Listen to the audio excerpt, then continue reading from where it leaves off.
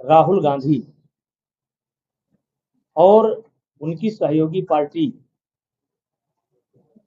बिहार में अपना हार मान चुकी है। वो तय कर चुके हैं कि हम हारने जा रहे हैं, इसीलिए पहले से ही डैमेज कंट्रोल में लग गए, पहले से रास्ता ढूंढ रहे हैं कि हम जब चुनाव हारें तो ये बतावें कि मैंने पहले बता दिया था, मतदाता सूची में गड़बड़ी की गई।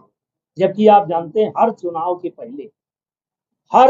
पहले विधानसभा हो या लोकसभा हो, मतदाता सूची का एक बार पुनरावलोकन होता है, मरे गिरे के नाम काटे जाते हैं,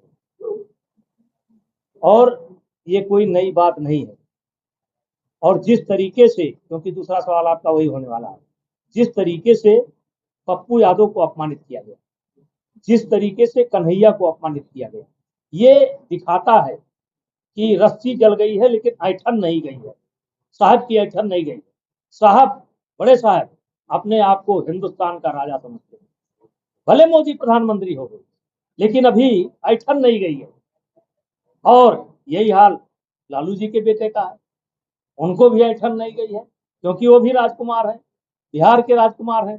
तो अब राजकुमार के बगल में पप्पू खड़े हो जाएं, राजकुमार के बगल में कन्हैया खड़े हो जाएं और बराबर खड़े हो जाएं, तो ये रास नहीं आता। ये दिखाता है ठसक राजशाही का कि कन्हैया फनैया होंगे नेता, कोई बात नहीं है, लेकिन बगल में नहीं खड़े हो सकते। पीछे पीछे चलो।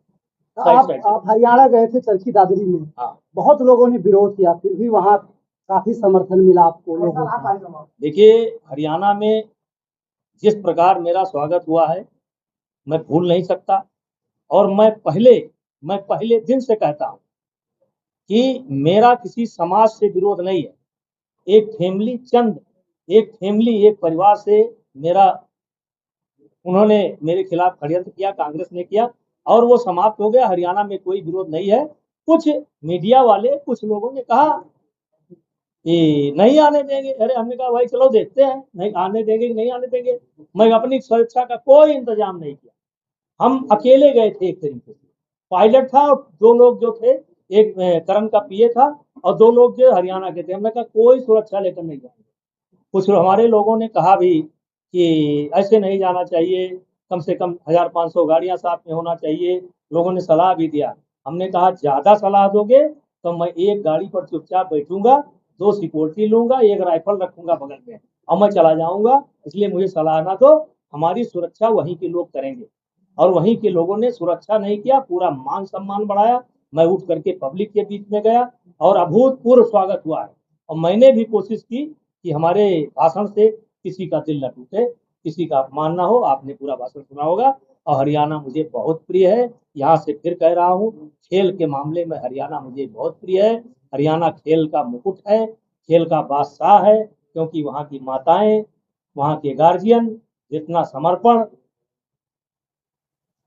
अपने बच्चों के प्रति करते हैं, उतना देश में किसी कोने पर के लोग नहीं करते। इसलिए मैं हरियाणा की इज्जत करता हूँ और हरियाणा के खिलाड़ियों का इज्जत करता हूँ। फिर कह रहा हूँ, वहाँ मैं योगेश्वर दत्त का जो वर्ल्ड चैंपियन है, हरियाणा में बड़ा सम्मान है। हाथ पकड़ करके कहा था कि कोई बेइंसाफी नहीं होगी। फिर मैं कह रहा हूँ, जात के आधार पर, भाषा के आधार पर, मजाक के आधार पर, प्रांत के आधार पर किसी खिलाड़ी के साथ कोई अन्याय नहीं।